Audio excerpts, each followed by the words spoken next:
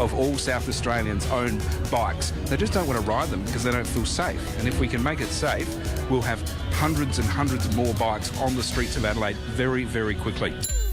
The 5AA Brekkie Show. Weekday mornings from 6. On 1395, Adelaide's 5AA.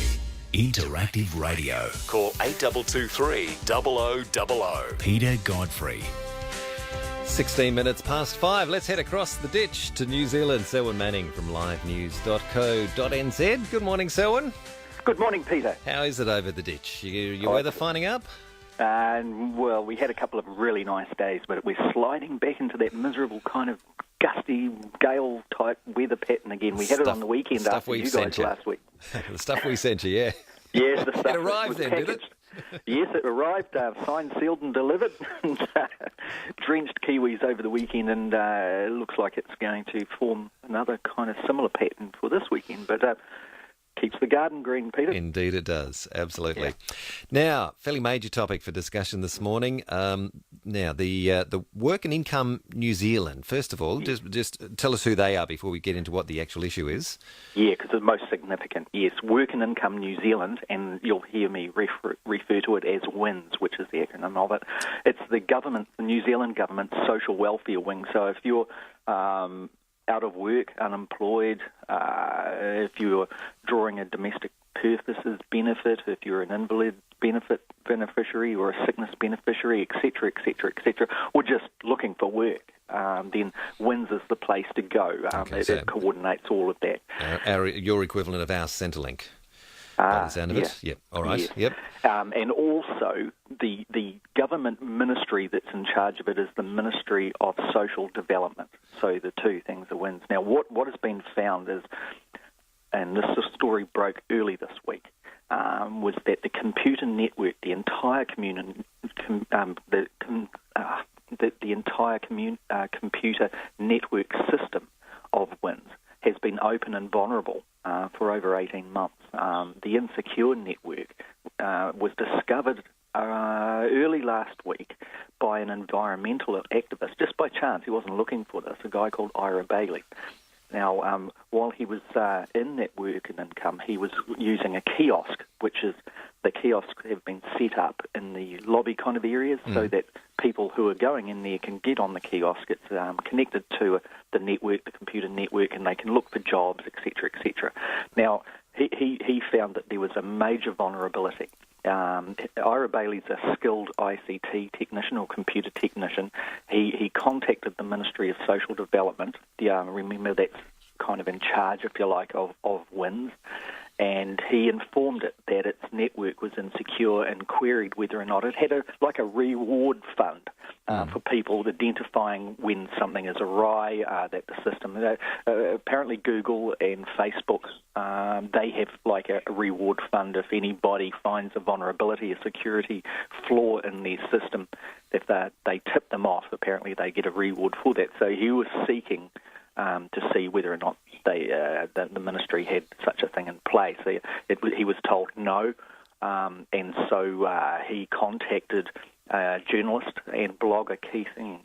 Now, Keith, he investigated the claim. He went into WINZ himself, plugged his flash, his storage thing into the side of the kiosk, flash drive thing, and he then had a look, and indeed he was able, without any he didn't have to, put it this way, he didn't have to hack. It was all there, just access as if he had full administration rights to the entire system. What he says he found were the contractors, for example, the full names, hours work, pay rates, pay details for all of the Ministry of Social Development's contract workers, the study link and the call centre staff, the consultants, etc., etc., etc. But beyond that, the doctors that were for foster parents, for the foster children, debt collection, the names of all of this, fraud investigations. Now, the Benefit Control Unit, the Intelligence Unit, he was able to find the names of the people who are investigating, also those who are being investigated, for what amounts, etc., etc. But Keith says, that was the light stuff. And then what he found were things relating to high and complex needs, and that is people and children, young people, that are most vulnerable, and the details of those, right down to the names of the children, where the cities they live in, and in a few cases he said their date of birth, the name of the school they attend, etc. It went deeper and deeper.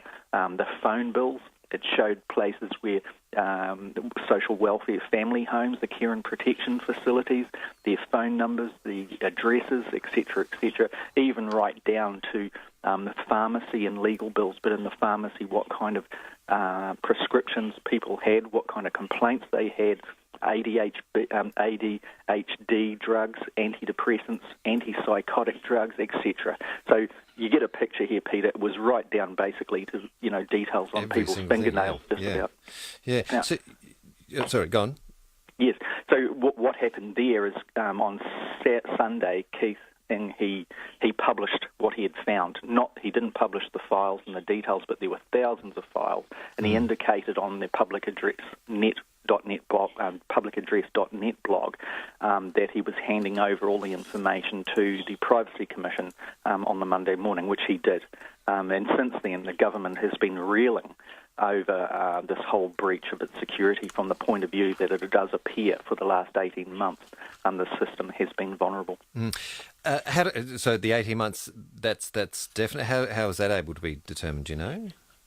Well, these are the initial reports back from the Minister of Social Development, is a woman called Paula Bennett. We've mentioned Paula Bennett a number of times on your program relating to the controversial policies that she and her government has developed into the beneficiary area, and putting in exclusion criteria so that if a person is legally entitled to a benefit, then she's instituted a tier of exclusion entitlements where if they do not meet such things, then they'll be taken, their benefit will be halved or they'll be kicked off it. Very controversial policies have been rolling out this year. Now, Paula Bennett, back in 2010, she wrote a letter to the Finance Minister basically indicating that savings could be made at Ministry of Social Development in the WINS offices by automating access for users, meaning the clients, the beneficiaries, to access information on job searches, etc., via kiosks. She gave an assurance in the letter that saying that she would be monitoring the progress of the rollout of those from 2010.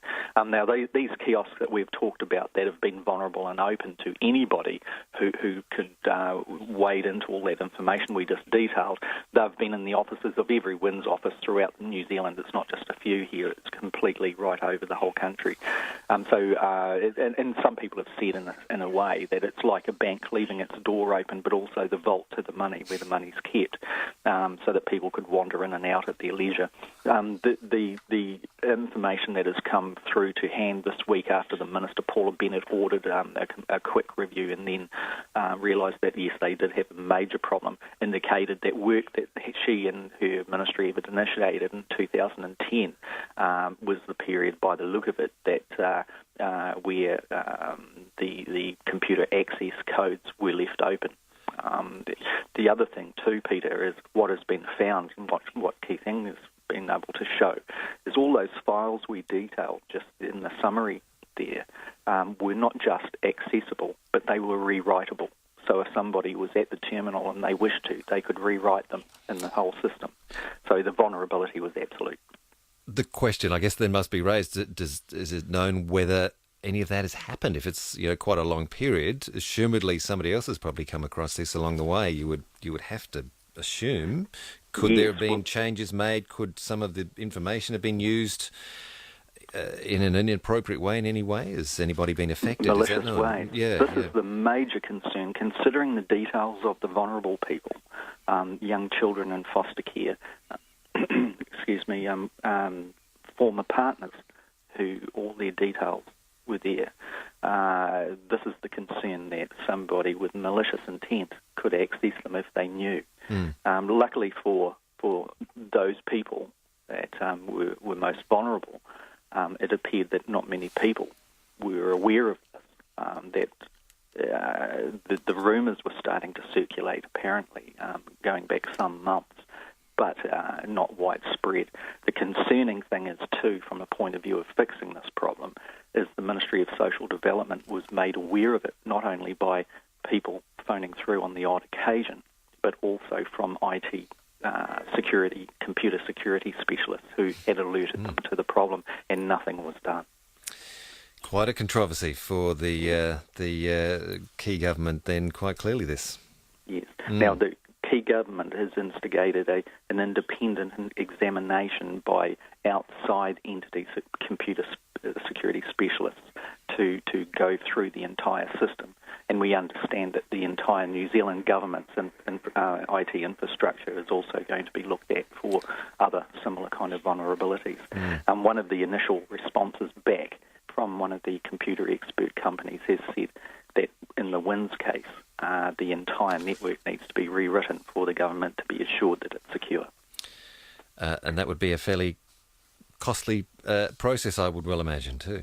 Yes, so the money saved from having the kiosks in the lobbies is obviously going to be eroded very, very quickly. I suspect we're going to hear more on this in due course somehow, Selwyn. And hopefully the same kind of incompetence wasn't over in Aussie too. Well, yes, let's hope so. Absolutely. Yeah, indeed. Concerning thing. Hey, just quickly, while we just got a minute up our sleeve, I'm reading about your Marmite crisis there with an enterprising chap trying to bring some UK Marmite in, and Sanitarium aren't happy with him. It's just not the same, Peter. It does not taste the same. It doesn't look the same. And I tell you what, people are switching on to Vegemite and thinking, hey, all these years we thought it was rubbish, but this actually tastes better. What have we been telling you all these years? We'll all be walking around singing the Man at Work song soon. Indeed, good idea. Yes, or there's another one where Happy Little Vegemites, as bright can be. Oh, there you go. Look that up on YouTube. That sounds very good. All right, so many thanks. I'll let you get back to your Vegemite. Yeah, it's along those lines, absolutely. I'll let you get back to your toast and Vegemite or Marmite or whatever yours is in the morning, and we'll talk to you again next week. Okay, mate. All the best. Cheers. Bye. Selwyn Manning in New Zealand, livenews.co.nz. For more, coming up to 28 minutes past 5. And Stone with a full bulletin of news, sport and weather next. Then back with more calls and texts, 8223 0000. Love to hear from you. Hi, I'm Rod Jamieson. We spend millions of dollars on leisure and sporting activities, pushing ourselves to the limit. But when something goes wrong, those left behind in their wake are forgotten, locked in a body that no longer works. The Neil Saxey Foundation aims to find new treatments to assist in the repair of the spinal cord. This critical research requires time and your help. Supporting the Neil Saxey Foundation through a donation will make a difference. To help, visit nsf.org.au. Now you can order bone timber 24/7 day or night for less. Buytimberonline.com.au. Yep, bone timber is now available to order online. Same premium bone timber products and range sourced responsibly, but for less at buytimberonline.com.au. If you've always loved the quality of bone timber and you appreciate what it stands for and what it means for the environment, you can now order day or night for less at buytimberonline.com.au. Bone timber. Timber for today and for tomorrow. Right now, your business is travelling well with the right people in the right places. But what if you lose one or two? Then you could be in the... Take a deep breath and remember these words. Adelaide Interim. An Adelaide Interim professional is a high-level experienced specialist who can come into your business immediately, solve a problem, then move on when the job's done. There's no downtime for you, just the best possible solution for the interim. AdelaideInterim.com.au. Think you have the most amazing garden in your neighbourhood and invite people over just to admire your green thumb? Send us a photo of your well-maintained yard at 5AA.com.au and tell us why your yard is the best. We could trade up your old for new with fantastic Massport products to be won each week on Michael Keelan's weekend. Adelaide's best garden thanks to Massport's big trade-in, trade-up promotion and $13.95 Adelaide's 5AA. Agostino Mitsubishi. Best on ground for your new Mitsubishi Lancer. 5:30 on 5AA. Cloud increasing today with a top of 26. I'm Anne Stone with Adelaide's comprehensive news. Lance Armstrong is stepping down as chairman of his cancer fighting charity Live Strong following the controversy surrounding doping allegations. And as the BBC's Elliot Capstick reports, sportswear company Nike has also announced it's terminating Armstrong's sponsorship. The sportswear manufacturer had pledged to support